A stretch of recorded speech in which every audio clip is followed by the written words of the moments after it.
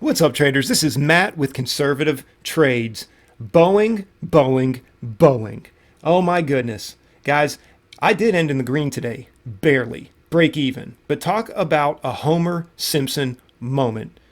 It was literally like, dope. Like, what is happening here? I was trading my pullback strategy on Boeing, and I don't even know if that's what I'm going to call it. I've been working on this strategy with averaging in, building positions on certain kinds of pullbacks, and using very key areas of support or resistance or whatever to, and watching price action and all that. I've kind of been, this is kind of something that I've just been, it's a strategy that I've used multiple times, but it's a strategy that I've been trying to really fine tune over the last several months. I find it to be a safer strategy in this in these types of market conditions. And as a matter of fact, it's a strategy that I used all throughout the month of May, which was actually a very, very good month for me. It was a month where I only experienced 3 red days, and I can attribute a lot of that to this pullback strategy. And those of you who are part of the live stream, you see me take moves like this often, and you saw me make several really good moves today. But Boeing, it just kept tricking me out. I was not getting the timing on it. And so I'm going to go ahead and reveal my P&L to you guys here. You can see every trade today was highly successful. And the vast majority of these were actual pullback trades. And I'll show you. But Boeing, you can see right here, Boeing got me. It got me. There was one point today that I was up right over $200, right over the $200 mark, and Boeing got me. Boeing got me. Overexposure to the markets, guys. But I tell you what, it was worth it. It was worth it to me because this actually could have resulted in a really good trade, and I very well could have ended the day up over maybe even over $350 today. And so I just couldn't get the timing down. And what do I mean by that? Well, when you're trading this pullback strategy that I have, and again, I need to come up with an official name for it, but and maybe you guys could help me with that. I'll say to you regulars in the live stream, I always love hearing from you guys on stuff like that. You can see how here in the morning it actually worked really well. Okay, we had a buy up on Boeing. It was coming all the way up to this mark right here. Now, admittedly, I did probably get in a little early. This actually isn't as much of what you would consider my strategy, but this is kind of what I was looking at here.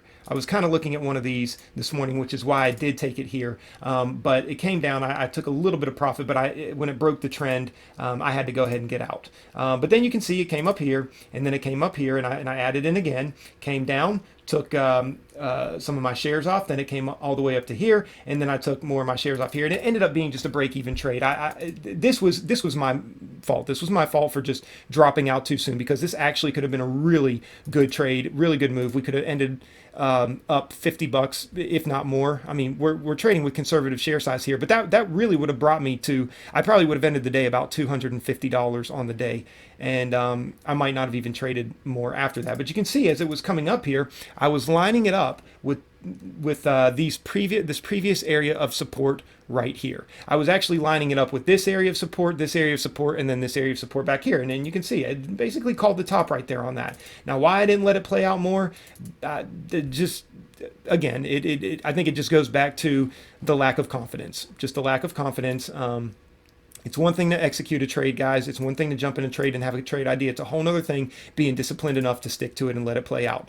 And that's just not something that I've been doing that well overall this month. But I did it pretty well throughout the day today, as you can see, once again, on these other stocks. And I will go ahead and look. I mean, we can take a look at Facebook, for example. Facebook here, you can see we were getting a really nice pullback. I noticed there was a lot of choppy action. So I felt pretty confident that as we were making a lower high here, that we were going to get a little bit of a move to the downside, and we did, and I got out, and then I got out break even, or just before break even on the last little bit. Then we had this major run up, and I noticed that we were starting to hit some of this area over here. You can see I basically called it right there, and then we got a nice little pullback, and that was a considerable trade. So two little trades on Facebook, I made $46, literally just two short, quick, easy pullback trades. Okay, and 2 keys to taking really good pullback trades are, number one, waiting for a stock to have made a major move like this. You can see, we got 3 tall green candles here, okay? And that's kind of where I waited to get in. But it also had to match up with some area of resistance, which might have been a previous area of support, obviously. And then if I had to add another key principle to it, it would be to go in with conservative share size. Because what this does is it allows you to build a position. If you really feel like the stock is weak and you want to build a position, I could have waited for it to move all the way up to here and then all the way up to these levels right here. And I probably would have called the top here. We would have brought our average up to somewhere around here, and we would have had a bigger position, and this would have been a nice bigger move back to VWAP here. But as it stood, these were just two real quick in and out trades, and they worked flawlessly. I also did this here on, I believe it was RCL. So if you look at RCL, same thing. I started averaging in with just conservative share size. Just went in 50 shares here at 49.26, and then went in another 50 shares at 49.66. Okay, so I had a 100 share average at 49.46, right? What was I looking at? First of all, it had already a pretty big buy up. Now, it didn't have huge candles, but I was also watching the SPY. SPY looked like it was hitting some areas where it was about to turn around. So I just figured, I'll just take some, like I said, very small share size, very conservative share size. I'll take a little bit here, a little bit here. And I was even planning on adding all the way up to here. I could have built up to a, maybe a 200 to 300 share position all the way up to these levels right here. And I think we would have been good on that, But anyway, it ended up coming back and I got out. And very, very nice clean trade. Just got out through the moving averages, and I'm glad that I did, because then it ran up. My only regret is that I missed this pullback right here. But as you can see, it was a pretty good, solid working strategy today. I think NVAX, yep, same thing. Here we go. So we came up here. I thought we might be double topping, and I might have been even looking at other areas. Yeah, so there were some other areas back here. It looked like could have acted as resistance, but you can see here, I had actually drawn this line in pre-market, and I noticed that, there's a possibility that it could run all the way up here before getting a pullback. And what do you know?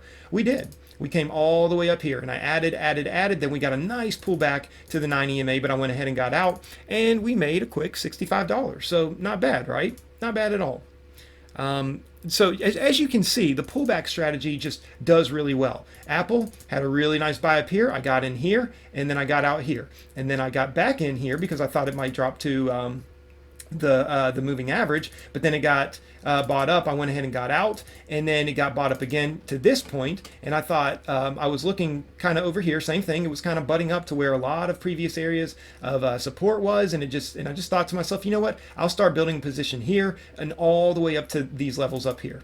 But as you can see, it was a slow mover today, Apple, but it came up to here, and then I got out here, and then it came all the way up to here, and I thought again, this has had a nice big long buy up.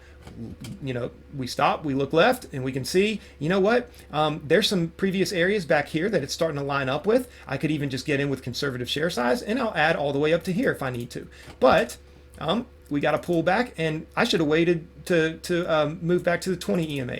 But it was a good enough move for me. And like I said, just two really small, low risk trades. Even after the one that I lost a little on, I still ended up over $35 on that trade with Apple. So you can see that this pullback trade, it really does work. It really, really does. But Boeing was just extra strong today. It was extra strong, and there was something else that kind of happened today that prevented me from really maximizing on the profits, and I had totally forgotten about it, and that was that my wife and I had to be somewhere today. And so she reminded me. She came in. I was actually trading in all this area up here. You can see I was just constantly getting in, and getting in on the pullbacks and looking for pullbacks. I was really looking for something stronger down to the 20 EMA, but we just weren't getting it. And so every time I noticed it was weak, I would just get out. But it finally came up here, and my wife was, she was like, we have to go. And so I hate it because this was the move that I was looking for. I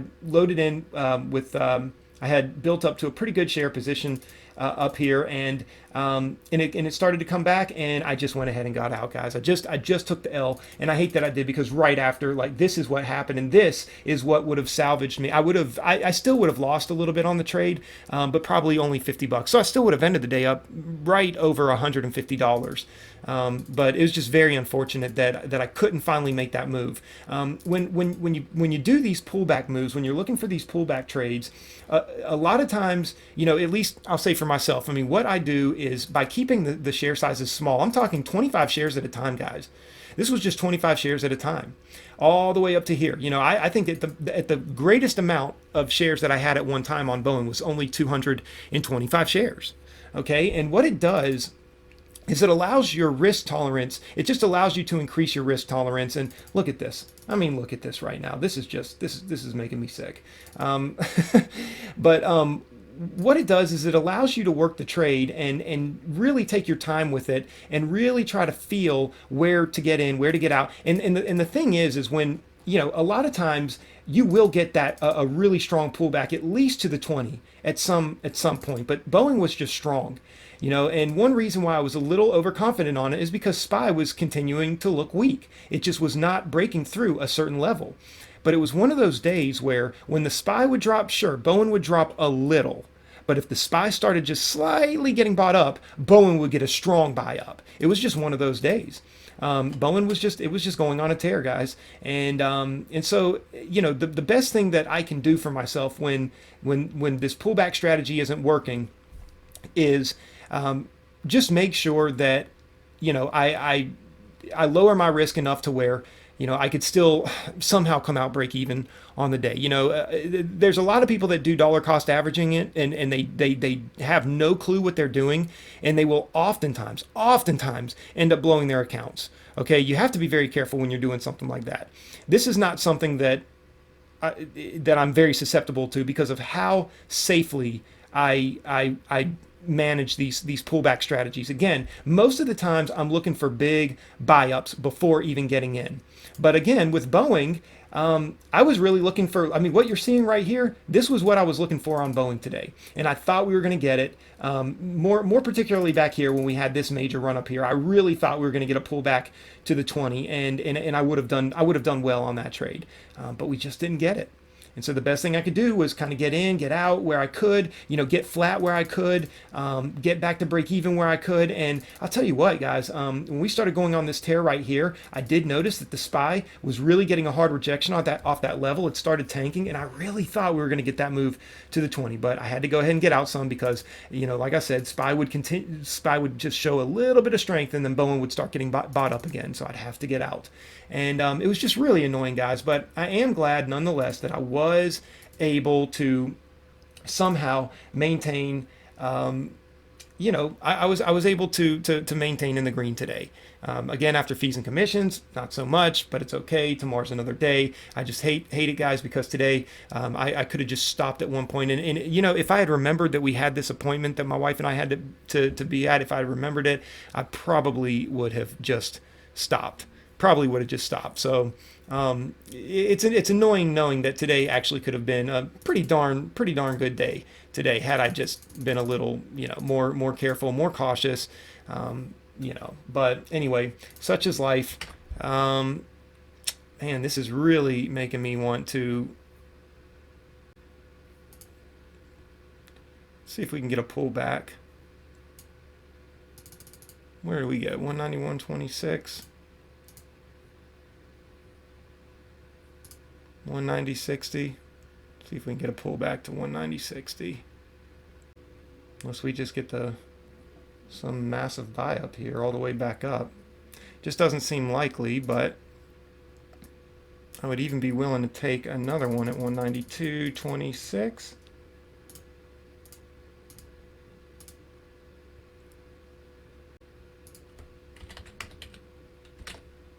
So we got 100 at 191, so let's see, 191.76, so 199.36. See if we can get that.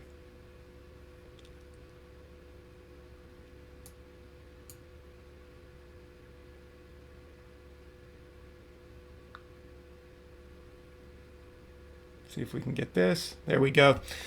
Okay, so we're actually ending the day up $43.15. So, okay, not bad. So actually, yeah, I'll take it. I'll take it, guys.